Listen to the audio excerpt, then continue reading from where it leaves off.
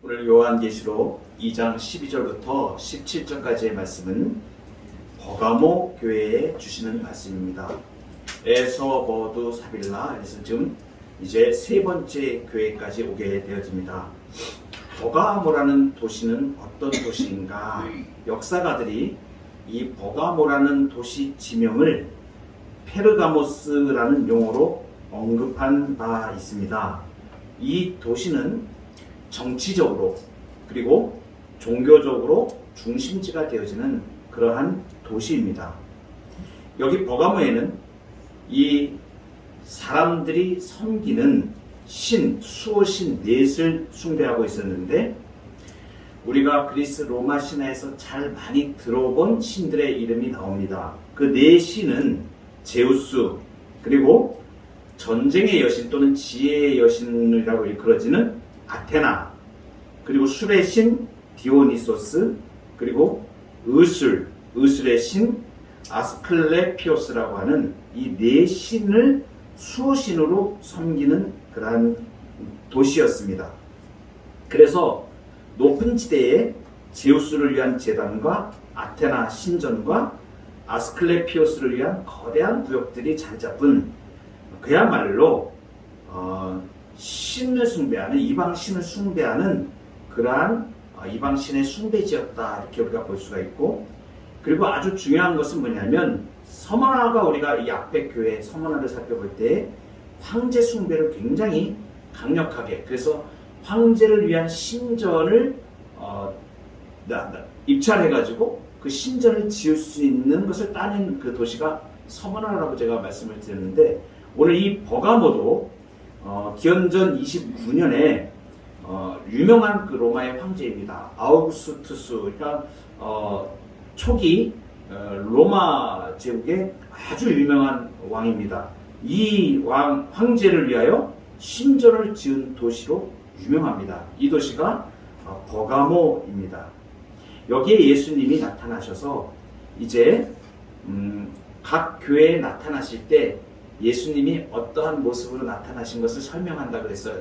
그 설명하시는 예수님의 모습이 그 교회에 주시는 말씀하고 연관이 된다고 제가 말씀을 드렸죠. 각 교회마다 그러한데, 여기 지금 이 버가모라는 도시에 보내는 편지에서 예수님은 어떤 모습으로 나타났는가? 그것이 12절에 이렇게 말씀 나오죠. 좌우에 날선 검을 가지신 이, 우리가 이것을 좌우에 날선 검을, 양쪽에 날카로운 검을 가지신 분이다. 양쪽이 날카로운 검인데, 이 검이 한쪽만 날카로운 게 아니라 양쪽이 다 날카로운 검인 것이에요. 이 검은 무엇을 할 때 쓰게 되어집니까? 검은 전쟁을 하거나 어떤 사람을 이렇게 공격하는 무기로 쓰여지는 것이죠. 예수님이 지금 양쪽이 날카로운 검을 가지신 분으로 지금 이 소개하고 있는 이 분은 예수님이 우주적 심판을 하시는 분이라는 걸 말씀하십니다. 그러니까 심판주의 모습으로 지금 이 버가모 교회에 말씀을 처음 나타나셔서 그 모습을 이제 계시해 주시는 것이죠. 여러분, 심판에 대한 이 칼에 대한 이미지가 가장 많이 잘 나오는 것이 예레미야서 50장 35절부터 37절인데, 그것은 이 예레미야가 바벨론의 멸망을 예언할 때 쓴 글입니다. 거기에 보면 칼이 여러 번 나옵니다. 그래서 칼이 갈대아인의 위에와 바벨론 주민의 위에와 그 고관들과 그 지혜로운 자 위에 떨어지리라. 이것은 뭐냐면 심판을 얘기하는 거예요. 칼이 떨어지는. 그리고 칼이 자랑하는 자의 위에 떨어지리라, 이렇게 말씀하십니다. 또 그 예레미야서에 칼이 용사의 위에 떨어지리라. 그러니까 군사들도 소용이 없다는 얘기죠. 칼이 그 용사들 위에 떨어지니까 심판하시겠다는 말씀을 지금 하나님이 하시는 것이죠. 그리고 칼이 보물 위에 떨어지니 그것이 약탈되리라. 그러니까 이것은 뭐야? 완전히 전 영역, 이 바벨론의 전 영역을 주님이 심판하시는 그 내용을 설명하실 때 칼의 이미지를 가지고 이렇게 나오셨습니다. 그래서 예수님을 우주 우주적 심판주로 지금 묘사하고 있는 것이에요. 여러분 이걸 기억을 해놓으세요. 뒤에 나옵니다. 왜 예수님이 양쪽이 날카로운 검을 가지신 분으로 지금 소개하고 있는가? 이 내용을 버가모 교회에 주시는 내용을 쭉 뒤에 가보면 그래서 예수님이 지금 이 모습으로 나타나셨구나라는 걸 우리가 알게 되어집니다. 일단 넘어가서 2장 13절에 가면 우리가 7교회에 나오는 공통된 규격이 있다고 했죠. 칭찬이 먼저 나옵니다. 이 칭찬은 무엇인가 보면 칭찬을 들어가시기 전에 예수님이 지금 13절에 무엇을 안다고 지금 말씀하시죠. 똑같이 지금 앞에서도 어떤 교회들에요 내가 너의 어떠한 부분을 안다 이렇게 말씀하셨는데 지금 이 버가모 교회에서는 이렇게 말씀하십니다. 네가 어디에 사는지를 내가 안다. 사는 곳을 아시는 거예요. 그런데 그 사는 곳이 어떤 곳이라고 지금 예수님이 정확하게 알고 계시냐면 거기는 사탄의 권자가 있는 데라. 여러분 사탄의 권자가 있는 곳, 사탄의 보좌가 있는 곳, 사탄이 자리를 콱 틀어지고 있는 곳, 이것을 얘기하는 거예요. 무슨 얘기를 하시는 거냐면 사탄이 왕으로 군림하는 그곳에 지금 버가모 교회 성도들이 살고 있다는 것을 예수님이 지금 정확하게 알고 계시다는 것을 말씀하시는 것이죠. 여러분 그러니까 이 사탄의 그 통치, 사탄이 왕으로 통치하는 것은 어떤 일이 있을 것을 우리가 얘기합니까? 앞에서도 말씀드렸듯이 황제 숭배로 인하여 어려움을 겪고 있는 박해를 하는 것, 황제 숭배 횡행하는 이곳이 사탄의 통치가 있는 것이라고 지금 말씀하고 있는 것이죠. 이 황제 숭배 이것은 나중에 요한계시록 이제 13장에 가면 용이 짐승에게 권세를 주는 그런 말이 나옵니다. 용은 사탄을 말해요. 짐승은 이 땅의 왕을 얘기합니다. 황제 같은 사람들을 얘기하는 거예요. 그래서 주님의 백성들을 핍박하는데 그 권세를 사탄이, 용으로 상징되는 사탄이죠. 용이 짐승에게 권세를 주어서 그 행사하게 한다. 이렇게 지금 나옵니다. 그러니까 지금 예수님이 지금 말씀하신 게 버가모 교회에 네가 지금 사는 곳을 내가 아는데 거기 사탄의 보좌가 있는 곳, 사탄이 왕으로 지금 통치하고 있는 것, 그거 내가 지금 다 알고 있어. 이런 말씀하시는 거죠. 여러분 주님은 우리 성도가 어떤 어려움 속에 있는지를 다 알고 계십니다. 어떠한 어려운 환경 가운데에서 믿음을 지켜가며 핍박을 당하기도 하고 어려움을 당하기도 하고 믿는 것 때문에 불안해하고 압박을 받고 하는 그런 일들도 또 여러 가지 환경적인 제약이나 아픔들이 있다는 것을 예수님이 다 알고 계시다는 것입니다. 그런데 여러분 이렇게 열악한 환경을 예수님이 아시는데 예수님은 그러한 환경을 지금부터 피할 수 있게 해줄게 이렇게 말씀하지 않으십니다. 아멘. 오히려 그들이 그러한 환경 속에서 예수님의 이름을 굳게 잡고 아멘. 그리고 신실함을 지켜가지 않는 것을 칭찬하시는 거예요. 그러니까 예수님은 그 환경 자체를 없애시는 게 아니라 아멘. 그 환경을 이겨내고 뛰어넘을 수 있도록 주님이 인도해 가신다는 사실. 힘 주시고 능력 주셔서. 그래서 우리에게 닥치는 고난은 성도는 고난이 없는 것이 아니고 고난이 있고 아픔이 있고 열악한 환경들이 있고 매일 겹쳐지는 그러한 일이 있을지라도 중요한 것은 예수님이 그것을 다 알고 계십니다. 할렐루야. 그러니까 그것을 넘어설 수 있도록 주님이 이끌어 가시는데 어떻게 넘어갈 수 있도록 이끌어 주셨는가? 그래서 칭찬 좀 하시는 거예요. 뭘 지금 칭찬하시면 그렇게 사탄의 보호자가 있는 동네에 그 도시에 살면서 죽을 위험을 무릅쓰고 네가 순교의 정신으로 믿음을 지킨다는 것을 지금 예수님이 알고 있는데 그래서 이어지는 것이 이렇게 내 이름을 굳게 잡아서 그러니까 첫 번째는 뭐냐면 예수님의 이름을 굳게 잡았다는 것을 말합니다. 이름을 굳게 잡았다 이것은 뭐 이름을 상징하는 것이 무엇이에요? 이름이 상징하는 것은 그 사람의 그 어떤 사람 이름을 딱 부르면 그 사람의 인격 그 사람의 본질 아, 저 사람은 이런 사람이야 라는 것을 우리가 알게 되지 않습니까? 그 예수님의 이름을 붙잡았다는 것은 뭐냐면 예수님의 그 인격, 예수님의 사역을 그대로 붙잡았다. 예수님의 이름을 붙잡았다는 것을 다시 표현하면 황제 숭배의 압박에 굴하지 않았다는 것을 말하는 거예요. 그러니까 정면적으로 도전되어 오는 그 환경에 대하여 버가마 성도들이 예수님의 이름을 굳게 잡았다. 그리고 또 한 가지는 뭐냐면 내 충성된 증인 안디바가 너희 가운데 곧 사탄이 사는 곳에서 죽임을 당할 때에도 나를 믿는 믿음을 저버리지 아니하였도다. 그러니까 믿는 믿음을, 예수님의 신실함을 부정하지 않았다고 말씀하십니다. 그러니까 예수님의 신실하신, 예수님의 약속을 붙잡고 예수님의 이름을 붙잡고 예수님의 약속을 붙잡고 이름을 붙잡고 황제 숭배를 이겨내고 견뎌냈다. 순교의 정신을 말합니다. 여기 충성된 증인 안디바가 죽임을 당했다 그러는데 역사적으로 이것은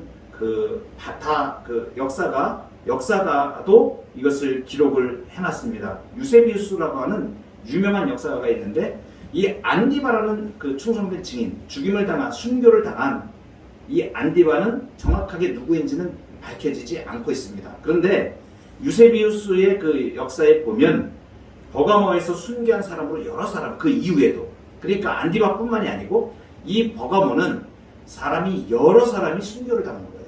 그래서 뭐 카르푸스라고 하는 사람, 파필루스, 아가도니게, 이것은 그 유세비우스라는 역사가의 역사에 기록된 이름입니다. 이 버가모에서 이러한 사람들이 순교를 당하였습니다. 이렇게 역사를 기록하고 있는 것이죠. 그러니까 믿는 사람들의 죽음을 당하는 순교는 아주 극한 황제 숭배의 핍박 가운데에서 필연적으로 발생할 수밖에 없는 일이었던 것을 우리가 보게 되어집니다.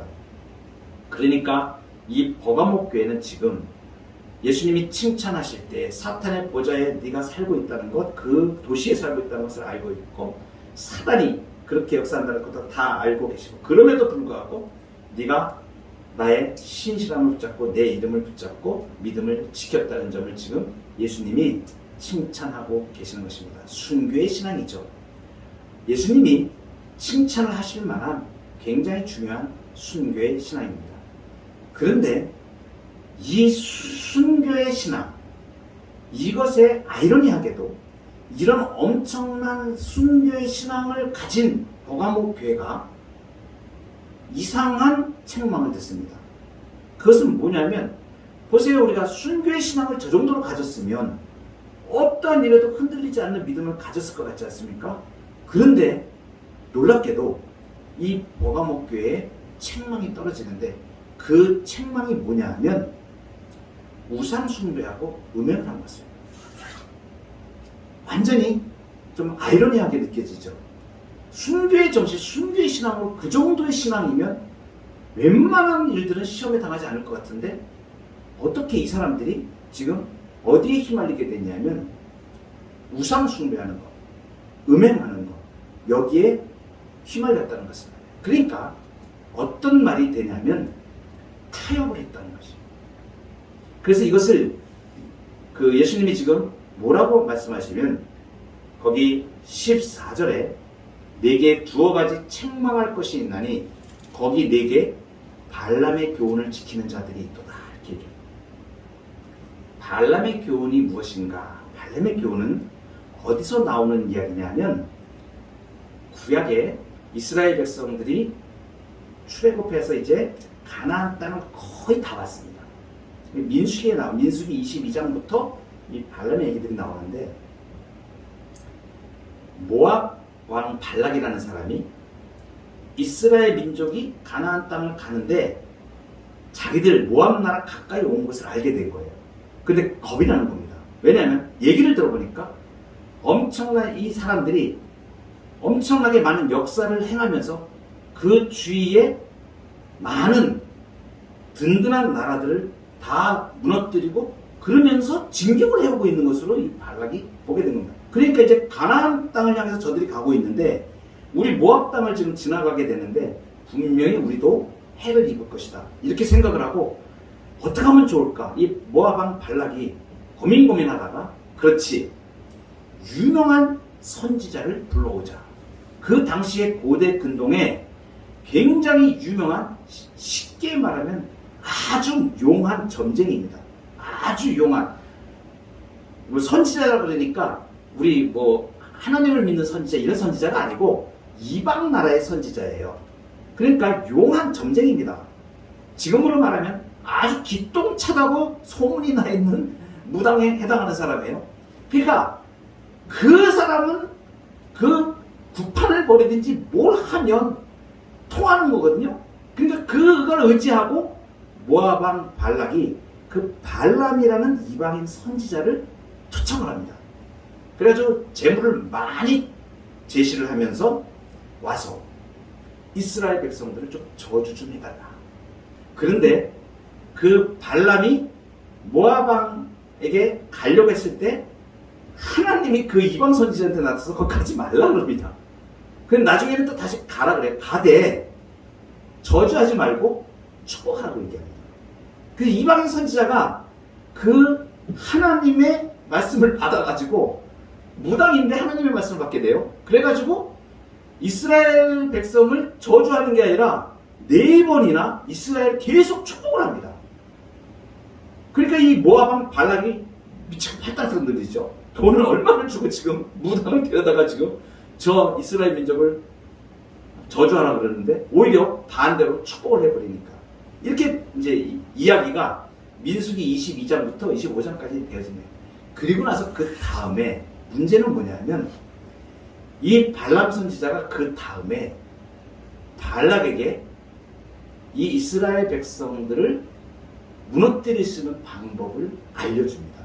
그것이 여기 말하는 발람의 교훈이다. 그건 뭐냐면 모압의 여자들을 동원해가지고 그들을 와서 그 모압의 우상 숭배하는 데 와서 같이 숭배하게 만들고 음행을 하게 만듭니다. 그래가지고 이스라엘 백성들을 무너뜨리는 일이 지금 그래가지고 하나님이 진노하셔서 이스라엘 백성들을 그때 많이 징계를 하시는 그 사건이 이제 뒤에 가서 민수기 31장에 이렇게 그 내용들이 해설이 돼서 나와집니다.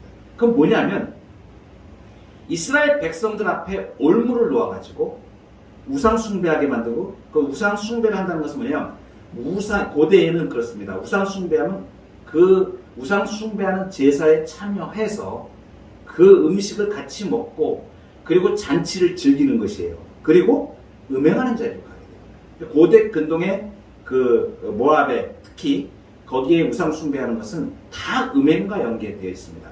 나중에 이스라엘 백성들 역사에 나올 때 바알과 아세라의 신당, 산당 이런 것들이 나오잖아요. 그것도 전부 다 음행하는 일들이 같이 연관되어져 있습니다. 그러니까 육체적으로는 가서 우상에게 절하고 우상을 숭배하고 그들이 섬기는 우상을 숭배하니까 하나님을 배바 떠나는 거죠. 그리고 그들과 음식을 먹고 그리고 그들과 성적으로 완전히 타락하게 되어지는 것입니다. 그러니까 육체적으로 완전히 타락하죠. 영적으로는 하나님을 떠나서 그 다른 신에게 섬기니까 이것은 영적으로도 가늠하는 것이죠. 그러니까 육체적으로 완전히 그 타락하게 되어지고 영적으로 완전히 타락하게 그렇게 해서 망가뜨리는 거거든요. 이것이 이제 발람의 교훈이었습니다. 지금 예수님이 이 버가모 교회에게 너에게 책망할 일이 있는데 그래서 발람의 교훈을 지키는 일에 대해서 발람의 교훈을 쫓아가는 것에 대해서 지금 우상의 제물을 먹고 행음한 일을 지금 이야기하는 것입니다. 발람의 교훈을 지키는 자들이 있었다. 이렇게 음란한 생활을 했는데 이 발람의 교훈을 지키는 것을 뭐하고 연관지어서 얘기하냐면 거기 15절에 보면 이와 같이 내게도 니골라당의 교훈을 지키는 자들이 있도다. 니골라당이 바로 이 사람들이 뭐하는 이단들입니다. 이 이단이 뭐냐면 바로 발람의 교훈처럼 버가모 교회 성도들에게 괜찮아 그거 그냥 하나의 이렇게 의식일 뿐이지 그냥 그거 우상 숭배하는 거 아니야 이렇게 타협적으로 사람들에게 오도해가지고 그것은 그냥 하나의 문화 행사일 뿐이야 이렇게 이런 형태로 타협을 해가지고 사람들을 꼭 잘못된 길로 인도했다는 것을 말하는 것이에요. 그러니까 잘못된 사상이 교회 내에 들어오게 된 것이죠. 근데 여러분, 이 니골라당의 교훈은 여기 버가모 교회만 나오는 게 아닙니다. 우리가 앞에서도 봤습니다. 에베소 교회에서도 나왔습니다. 그런데 그 니골라당에 대한 문제를 에베소 교회에 얘기할 때는 예수님이 칭찬을 하시죠. 너희가 니골라당의 교훈을 따르지 않고 그들을 물리친 것에 대하여 잘했다, 이렇게 칭찬을 하십니다. 그런데 지금 버가모 교회는 니골라당의 이 교훈, 우상을 숭배하고 음행하는 것에 대하여 타협하는 이러한 이단 사상들을 가지고 거기에 휩쓸렸다는 것을 말합니다. 그리고 뒤에 이제 다음 이제 두아디라 교회가 이제 네 번째 나오는데, 이 두아디라 교회도 이 니골라당의 이 교훈을 따른 것으로 이 영향을 받은, 그래서 세 교회가 에베소 교회, 버가모 교회, 두아디라 교회가 모두 그 당시에 이단인 니골라당의 교훈을 받았다는 것을 말합니다. 공교롭게도 재밌는 것은 뭐냐면, 발람이라고 하는 구약에 나왔던 그 발람이라는 이 어원하고, 그리고 이 니골라당 할 때 니콜라 하는 이 어원하고 같은 뜻입니다. 그래서 예수님이 지금 그 요한을 통해서 이렇게 계시해 주실 때 지금 발람의 교훈을 이렇게 이야기한 것이 발람 이 뜻을 딱 들을 때 그 버가모 교회 현장에서는 니콜라 하는 똑같은 그 뜻으로 듣는 거예요. 아, 그렇지, 이단이. 그러니까 이 니콜라 당의 이 이름이 똑같은 거니까, 아, 그렇구나. 이 니콜라 당이 지금 발람, 구약에 나왔던 그 발람의 이것이 똑같은 거구나라는 걸 지금 알려주시는 것입니다. 그러니까 이건 이단인 것이죠. 이렇게 지금 문제가 있게 되어진 것이죠. 그러니 여러분, 문화적인 적응이나 그 단순히 사회적인 활동이야, 이렇게 치부해가지고 성도들을 오해하게 만들고, 그리고 그들을 깨워서 지금 발람의 교훈을 따르게 한, 우상을 위한 축제에 같이 동참하게 만들고, 이렇게 나. 요즘 여러분, 우리 개탄할 노릇이, 정말 통탄할 노릇이 뭐냐면, 동성애하고 퀴어 축제하는 이러한 문제들에 대해서 그것을 옹호하는 기독교인들이 있습니다. 교회라고 표현하는 사람들이 자기들은 수용성이 있고 이제 현대적인 관점에서 그것을 해석한다 이래가지고 인권을 중요시하게 생각해야 된다 그러면서 기독교인 중에 동성애를 옹호하고 퀴어 축제를 옹호하는 자들이 있어요. 그 논리가 어디서 나오는 것들이면 바로 이와 같은 사상들에서 나오는 것이에요. 교묘하게 하나님의 말씀의 법에 위반되는 것을 그들이 아주 사회적인 행사인 것처럼, 인권적인 것처럼 이렇게 바꾸어가지고 사람들을 이끌어가는, 하나님의 말씀을 벗어나게 만드는 이러한 일들이 지금 우리 사회에서도 곳곳에 일어나고 있고요. 그리고 이뿐만이 아니고 우리가 경계해야 될 것이 무엇이냐면, 그래서 버가모 교회가 이 앞에 지금 그 황제 숭배의 압박에서, 어마무시한 그 압박 속에서 순교를 당하면서까지 믿음을 지키고 예수님의 신실하심을 붙잡고 예수의 이름을 붙잡고 그렇게 견뎠지만, 한편으로는 그렇게 위장되어 가지고 그렇게 발람의 교훈으로 사회 문화적인 어떤 이러한 것을 가지고 들어왔을 때 약점이 있었다는 것은, 이것이 무엇을 말하냐면, 순교의 신앙도 중요하지만 순결한 신앙이 얼마나 중요한가를 우리가 봐요. 말씀의 본질이 흐트러지지 않게, 하나님의 말씀은 분명한 말씀이지 이것이 다른 것들과 혼용되어지거나 타협하여지거나 그러한 것이 아닙니다. 종교다원주의를 부르짖고 있는 많은 사람들이 있습니다. 기독교에 대해서 너희들은 왜 이렇게 독선적이냐 이렇게 이야기를 합니다. 거기에 속지 마십시오. 정말로 너희들은 우리와 대화를 하자, 우리가 같이 연합하여 종교들이 다 모여서 회의를 하자 하면 좋죠. 그런 무엇이냐면, 종교가 가진 그 기독교가, 그러면 기독교가 가진 그 고유의 진리를 인정하는 선에서 정말 사회적인 어떤 통합을 위해서 노력한다든가 무엇을 한다면 우리 기독교인들은 얼마든지 나가서 우리가 할 수가 있습니다. 그런데 그것이 아니고 우리의 신앙의 본질인 그것을 너희들이 포기하고 나와라 그러면 그것은 하나님을 포기하고 나오라는 것인데 그건 말도 안 되는 얘기거든요. 그러니까 종교가 서로 연합을 해서 어떤 사회를 위해서 같이 좋은 일을 합시다, 선한 일을 합시다, 사회적인 무엇을 합시다, 얼마든지 할 수 있습니다.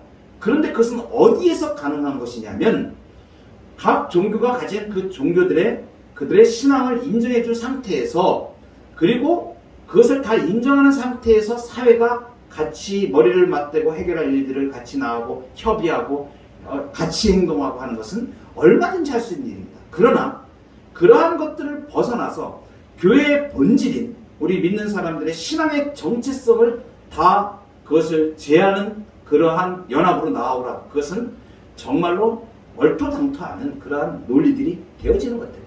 여러분, 이러한 내용들을 우리가 신앙인으로서 명확하게 붙잡고 갈 수 있어야 됩니다. 가정에서 마찬가지입니다. 나는 예수를 믿고 예수님을 믿지 않는 가족이 있을 수 있습니다. 여러분, 그 가족들이 원수가 아닙니다. 나와 신앙이 달라서 그 가족들이 찢어져야 될 사람이 아닙니다.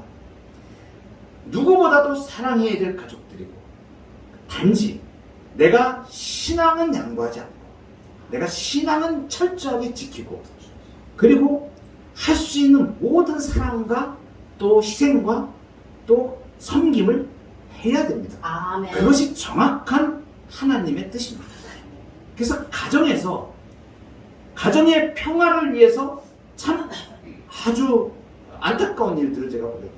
얼마 전에 그 전도하는 우리 집사님이 전도하는 분을 한번 만난 적이 있는데, 남편이 하도 핍박을 하니까 가정의 평화를 위해서 자기가 신앙을 포기해버리니까, 그리고서는 지금까지 그 삶을 보니까, 그러면 그 삶이 행복한가?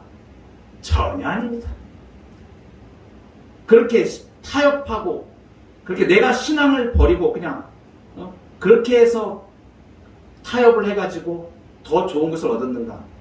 오히려 삶이 계속하여 붙잡혀 있고 눌려 있고 그 악한 일들에 눌려서 아주 헤매면서 이제는 신앙까지 다 잃어버려가지고 내가 도무지 어떻게 살아야 될지 모르겠다고 정말 안절부절하는 그 모습을 보면서 너무나 안타까운 생각이 제가 들었습니다. 여러분, 신앙은 양보하는 것이 아닙니다. 아멘. 하나님은 양보하는 것이 아닙니다. 절대로 양보하면 안 됩니다. 아멘. 대신에 지혜를 구해야 됩니다. 아멘. 그런 일들에 대하여 예수 믿는 사람들이 믿지 않는 가족들을 대할 때 어떻게 하나님의 사랑을 나타내서 이들이 감동할 수 있고, 내가 예수 믿는데 정말 안 하던 그러한 섬김도 하고 더 내가 희생하고 봉사하여서 정말 말로 표현은 안 하지만 우리 집사람이 예수 믿고 교회 나가더니 사람이 완전히 달라졌네. 그러면 그 마음이 느낌이 오게 돼 있어요. 무언가 다르구나. 교회는 다르구나.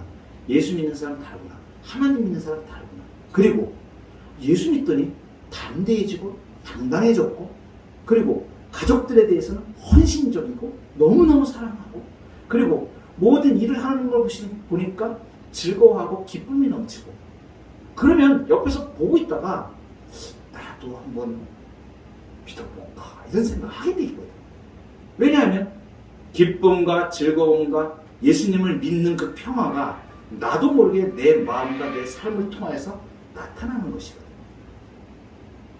여러분, 이 버가목 교회에 대하여 예수님이 지금 이제 회개의 촉구를 하죠. 그러면 너희들이 이제 회개해야 된다. 뭘 회개하라고 지금 말씀하시겠어요? 책망한 내용이겠죠. 뭡니까? 우상 숭배하고 음행한 내용들. 그거 회개하라고 말씀하십니다. 그러면서 예수님이 말씀을 하시죠. 16절. 그러므로 회개하라. 그리하지 아니하면 내가 네게 속히 가서 내 입의 검으로 그들과 싸우리라. 내가 네게 신속하게 오고 내 입의 검으로 그들과 싸울 것이라고 말씀하십니다. 예수님이 이 버가목 교회에 처음 나타나실 때에 양쪽에 날이 있는 그 검을 가지신 예수님의 모습으로 오셨다 그랬죠. 지금 이 싸움, 영적인 싸움, 이 싸움을 하시는데 무엇으로 싸우시는 거예요? 예수님이 그 검으로 싸우십니다. 그 검은 무엇을 상징합니까? 우리가 잘 알죠. 히브리서에 하나님의 말씀은 살아있고 활력이 있어 좌우의 날선 어떤 검보다 예리하다. 그러니까 말씀으로 싸워 이겨나가게 될 것을 예수님이 지금 말씀하십니다. 그러니까 하나님, 예수님이 지금 통치하시고 다스리시고 그 검으로 이길 수 있게 해주시는 그 예수님이 계시니까 힘을 내서 지금 너희들이 잘못하고 있는 것, 음행한 것, 순결하지 않은 신앙을 지금 이제 회개하고 도려내라. 너희들 가운데 있는 순결하지 않음을 도려내라. 교회 내에서 거룩하지 않음을 몰아내라. 타협하였던 것들 몰아내라. 지금 예수님이 그 말씀을 하시는 것입니다. 마지막입니다. 예수님이 이기는 자들에게 약속하신 이러한 구절이 17절에 나오는데 모든 교회에 공식적으로 주격으로 말씀하신 귀 있는 자는 성령이 교회들에게 하시는 말씀을 들을지어다 이렇게 말씀하시면서 이기는 그에게는 내가 감추었던 만나를 주고 또 흰돌을 줄 터인데 그 돌 위에 새 이름을 기록하는 것이 있나니 받는 자밖에는 그 이름을 알 사람이 없느니라. 이 17절은 많은 주석가들이 여러 가지로 해석을 이렇게 시도를 하는 것들이 많이 있습니다. 너무 많이 있습니다. 그런데 그 중에서 가장 신학적으로 또 성경적으로 우리가 근거가 있고 말씀에 근거가 있는 부분을 제가 오늘 말씀을 드리려고 합니다. 세 가지를 지금 주신다고 말씀하십니다. 감추었던 만나 이것입니다. 첫째가 감추었던 만나, 두 번째가 흰 돌 준다. 그 다음에 새 이름, 그 흰 돌 위에 새 이름이 새겨집니다. 그러니까 흰 돌과 새 이름은 따로따로 주어지는 것일 수도 있고, 그리고 흰 돌 위에 새 이름이 새겨지니까 같이 되어지는 것이죠. 그러니까 종류는 다른 것인데 주님이 이기는 자에게 주시는 그 약속이 첫째가 감추었던 만나, 그리고 흰 돌, 그리고 새 이름 이렇게 되어집니다. 그러면 이것을 우리가 이제 풀어나가도록 하겠습니다. 감추었던 만나, 그러면 여러분 이제 이렇게 감을 잡으실 수 있죠. 성경적으로 우리가 봤을 때 만나 이런 건 만나는 구약에서 우리가 여러 번 접하였고 신약에서도 접하였습니다. 구약의 만나는 이스라엘 백성들이 광야 생활을 할 때에 먹을 것이 없을 때에 하늘에서 하나님이 내려주신 것입니다. 무엇입니까? 하나님의 공급으로 살아간다는 것을 알게 하시기 위해서 만나를 주셨죠. 그 만나가 신약에 와서 우리가 지금 매주 오전에 우리가 말씀을 쭉 보고 있는 불과 얼마 전에 지난주, 지지난주 두 주에 걸쳐서 요한복음 6장에 그렇게 열심히 우리가 말씀을 들었던 말씀이 뭡니까? 하늘의 떡, 하늘에서 내려온 생명의 떡이신 예수님을 말씀하십니다. 예, 그러니까 여기 지금 감추었던 만나를 주신다. 이 표현은 지금 누구를 말하는, 한마디로 말하면 예수님, 생명의 떡이신 예수님을 만나는 사건을 말하는 거죠. 근데 왜 감추었다 이렇게 말씀하실까? 여러분 참 이게 재밌습니다. 감추었다고 이렇게 표현한 것, 혹자들은 이런 이야기를 합니다. 예전에 예루살렘 성전이 회파될 때에 법궤가 사라져버립니다. 법궤가 사라져버려요. 그 법궤 안에 뭐가 있냐면 만나를 담은 항아리가 그 법궤 안에 들어있었습니다. 그런데 유대인들의 전통에 따르면 예루살렘 성전이 파괴될 때에 예레미야 선지자나 혹은 어떤 천사가 만나 이 항아리와 함께 법궤를 따로 구해내가지고 그것을 기적적으로 메시아 시대까지 보존한다는 그러한 전승이, 성경 말씀은 아니고 유대인의 전승이 있습니다. 그래서 이제 그 유대인의 전통의 그 말에 따르면 메시아 시대에 만나는 다시 하나님의 백성을 위한 양식이 되어질 것이라는 그러한 기대를 가지고 있었다라는, 유대인들은 그러한 전통을 가지고 있었다는 것을 말합니다. 그것을 지칭하는 내용이 되어질 수도 어느 정도는 있습니다. 연관성이 전혀 없다고 볼 수는 없습니다. 그래서 이제 유대인 사회에 그러한 일들이 공식적으로 있었으니까 감추었던 만나가 감춰졌는데 이제 메시아가 오시면 그 만나를 이제 보게 되어진다. 이런 뜻으로 이제 기대하는 그러한 내용들이 있었겠죠. 그런데 더 정확한 뜻은 뭐냐면 이것입니다. 예수님이 지금 생명의 떡으로 오셔서 지금 감추었던 만나시잖아요. 그러면 무엇을 말하면 예수님, 생명 되신 예수님이 지금 감춰져 있습니까? 완전히 공개되어져 있죠. 그런데 그 공개된 진리임에도 불구하고 예수님을 모르는 사람들에게는 무엇이에요? 감추어진 진리가 되어버리는 것이죠. 그러니까 예수님은 감추었던 만나가 확실히 맞는 것입니다. 무엇이냐면 예수님을 통하여 얻게 되는 이 영적인 모든 것들, 예수 그리스도로 말미암아 오는 이 좋은 모든 은혜로운 선물들이 전부 다 보이지 않는, 물질적으로 이렇게 우리에게 보이지 않는 감춰진 것 같지만 사실은 그것은 진실로 참된 것이라는 것을 우리에게 말씀해 주시는 거죠. 그래서 감추었던 만나, 이것이고 예수 그리스도, 생명의 떡이신 예수 그리스도를 주님이 보장하시는 그 영생과 생명을 누리게 하시겠다는 말씀이죠. 하시는 거예요. 이기는 자에게는. 그러니까 우리에게 닥친 그러한 고난과 그리고 우리가 순결한 신앙, 우리 안에 오염되어진 이러한 것들, 자유주의와 타협하는 것들, 혼합주의와 타협하는 것들, 이러한 것들 다 물리치고 순결한 신앙을 지켜나가면 예수님의 영생의 복을 우리가 누리게 된다. 감추었던 만나를 주신다는 것을 우리에게 말합니다. 그 다음에 이제 흰 돌과 새 이름입니다. 이것은 흰 돌은 무엇을 상징하냐면 보석을 상징합니다. 그래서 이 돌과 연관된 것은 물론 색깔이 희다는 것은 죄에서 자유함을 받는 하나님의 백성의 특권을 상징적으로 말해주고, 특별히 이 흰 돌을 말할 때는 이스라엘 12지파를 상징할 때 우리가 출애굽기 할 때 배웠습니다. 대제사장이 가슴에 흉패를 다는데 그 흉패에 12보석이 놓여지게 되어집니다. 어떻습니까? 그 돌 위에 무엇이 새겨져요? 이스라엘 12지파의 이름이 새겨지죠. 그래서 그것을 무엇을 상징한다고 말씀드렸습니까? 이스라엘 전체 백성, 하나님 앞에 나아가는 하나님의 백성 전체를 상징한다고 제가 설명을 해드렸습니다. 마찬가지입니다. 지금 여기 흰 돌이 있는데 이제 새 이름이 거기에 쓰여지게 되어집니다.